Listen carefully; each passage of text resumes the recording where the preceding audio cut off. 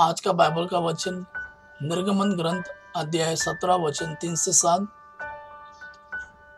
सन पौलुस का रोमियो का नाम पत्र अध्याय 5 वचन 1 से 2 और बाद में 5 से 8। और आज का सुसमाचार यूहन्ना के अनुसार अध्याय 4 वचन 5 से 42। निर्गमन ग्रंथ अध्याय 17 वचन 3 से 7। लोगों को बड़ी प्यास लगी और वह यह कहकर मूसा के विरुद्ध बुनबुना रहे थे कि आप हमें इसलिए मिस्र से निकाल लाए कि हम अपने बाल बच्चों और पशुओं के साथ प्यास से मर जाए। मूसा ने प्रभु की दुहाई देकर कहा, मैं इन लोगों का क्या करूं? ये मुझे पत्थरों से मार डालने पर उतारू है। प्रभु ने मूसा को यह उत्तर दिया, इज़राइल के कुछ नेताओं के साथ साथ लोगों के आगे आगे चलो। अपने हाथ में वह डंडा ले लो जिसे तुम नील नदी पर मारा था और आगे बढ़ते जाओ। मैं वहां होरेब की उस चट्टान पर तुम्हारे सामने खड़ा रहूंगा। तुम उस चट्टान पर डंडे से प्रहार करो, उससे पानी फूट निकलेगा और लोगों को पीने को मिलेगा। मूसा ने इज़राइल के नेताओं के सामने ऐसा ही किया। उसने उस स्थान का नाम मसा और मरीबा रखा, क्योंकि इज़राइलियों ने उसके साथ विवाद किया था और यह कहकर ईश्वर की चुनौती दी थी, ईश्वर हमारे साथ है या नहीं।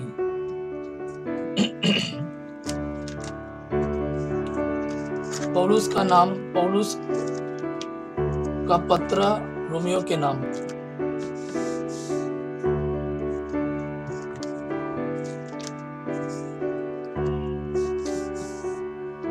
अध्याय 5 वचन 1 से 2 और बाद में 5 से 8। ईश्वर ने हमारे विश्वास के कारण हमें धार्मिक बनाए। हम अपने प्रभु ईसा मसीह द्वारा ईश्वर से मेल बनाए रखे। ईसा ने हमारे लिए एक उस अनुग्रह का द्वार खोला है जो हमें प्राप्त हो गया है। हम इस बात पर गौरव करें कि हमें ईश्वर की महिमा के भागी बनने की आशा है। आशा व्यर्थ नहीं होती, क्योंकि ईश्वर ने हमें पवित्र आत्मा प्रदान किया है और उसके द्वारा ही ईश्वर का प्रेम हमारे हृदय में उमड़ पड़ा है। हम निसहाय ही थे जब मसीह निर्धारित समय पर विधर्मियों के लिए मर गए। धार्मिक मनुष्य के लिए शायद ही कोई अपना प्राण अर्पित करे, फिर भी हो सकता है कि भले मनुष्य के लिए कोई मरने को तैयार हो। किंतु हम पापी ही थे जब मसीह हमारे लिए मर गए थे। इससे ईश्वर ने हमारे प्रति अपने प्रेम का प्रमाण दिया है। आज का सुसमाचार यूहन्ना के अनुसार अध्याय 4 वचन 5 से 42। वह समारिया के सुकार नामक नगर पहुंचे। यह उस भूमि के निकट है जिसे याकूब ने अपने पुत्र यूसुफ को दिया था। वहां याकूब का झरना है। ईसा यात्रा से थक गए थे, इसलिए वह झरने के पास बैठ गए। उस समय दोपहर हो चला था। एक समारी स्त्री पानी भरने आई। ईसा ने उससे कहा, मुझे पानी पिला दो, क्योंकि उनके शिष्य नगर में भोजन खरीदने गए थे। यहूदी लोग समारियों से कोई संबंध नहीं रखते, इसलिए समारी स्त्री ने उनसे कहा, यह क्या कि आप यहूदी होकर भी मुझ समारी स्त्री से पीने के लिए पानी मांगते हैं। ईसा ने उत्तर दिया, यदि तुम ईश्वर का वरदान पहचानती और यह जानती कि वह कौन है जो तुमसे कहता है मुझे पानी पिला दो, तो तुम उससे मांगती और वह तुम्हें संजीवन जल देता। स्त्री ने उनसे कहा, महोदय, पानी खींचने के लिए आपके पास कुछ भी नहीं है और कुआं गहरा है, तो आपको वह संजीवन जल कहां से मिलेगा? क्या आप हमारे पिता याकूब से भी महान हैं? उन्होंने हमें यह कुआं दिया। वह स्वयं, उनके पुत्र और उनके पशु भी उससे पानी पीते थे। ईसा ने कहा, जो यह पानी पीता है उसे फिर प्यास लगेगी, किंतु जो मेरा दिया हुआ जल पीता है उसे फिर कभी प्यास नहीं लगेगी। जो जल मैं उसे प्रदान करूंगा वह स्रोत बन जाएगा जो अनंत जीवन के लिए उमड़ता रहता है। उस पर स्त्री ने कहा, महोदय, मुझे वह जल दीजिए जिससे मुझे फिर प्यास न लगे और मुझे यहाँ पानी भरने नहीं आना पड़े। ईसा ने उससे कहा, जाकर अपने पति को यहाँ बुला लाओ।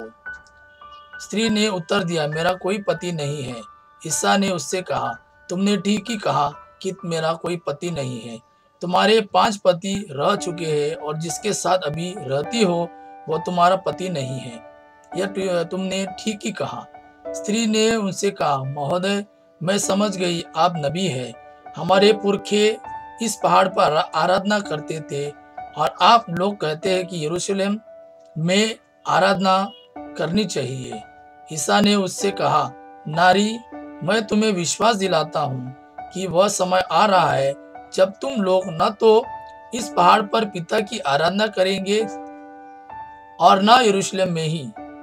तुम लोग जिसकी आराधना करते हो उसे नहीं जानते। हम लोग जिसकी आराधना करते हैं उसे जानते हैं, क्योंकि मुक्ति यहूदियों से ही प्रारंभ होती है। परंतु वह समय आ रहा है, आग ही गया है, जब सच्चे आराधक आत्मा और सच्चाई से पिता की आराधना करेंगे। पिता ऐसे ही आराधकों को चाहता है। ईश्वर आत्मा है। उसके आराधकों को चाहिए कि वे आत्मा और सच्चाई से उसकी आराधना करें। स्त्री ने कहा, मैं जानती हूँ कि मसीह जो क्रिस्त कहलाता है आने वाला है। जब वे आएंगे तो हमें सब कुछ बता देंगे।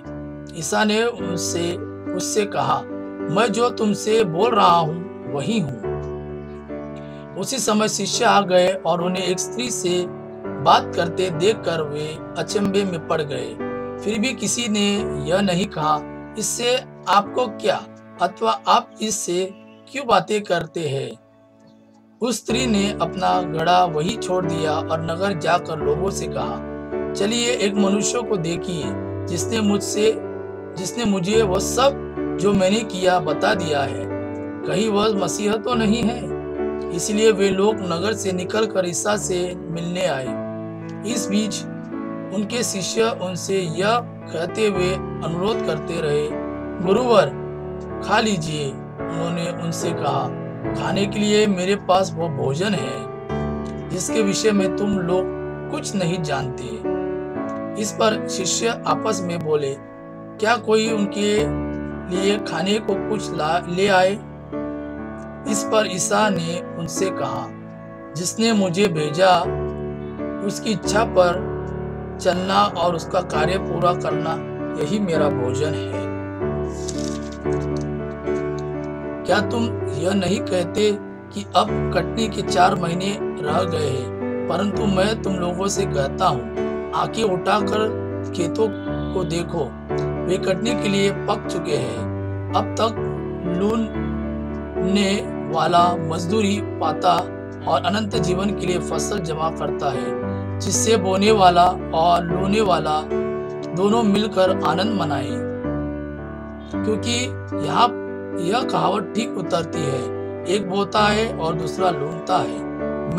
मैंने तुम लोगों को वह खेत लूने भेजा जिसमें तुमने परिश्रम नहीं किया है। दूसरों ने परिश्रम किया और तुम्हें उनका परिश्रम का फल मिल रहा है।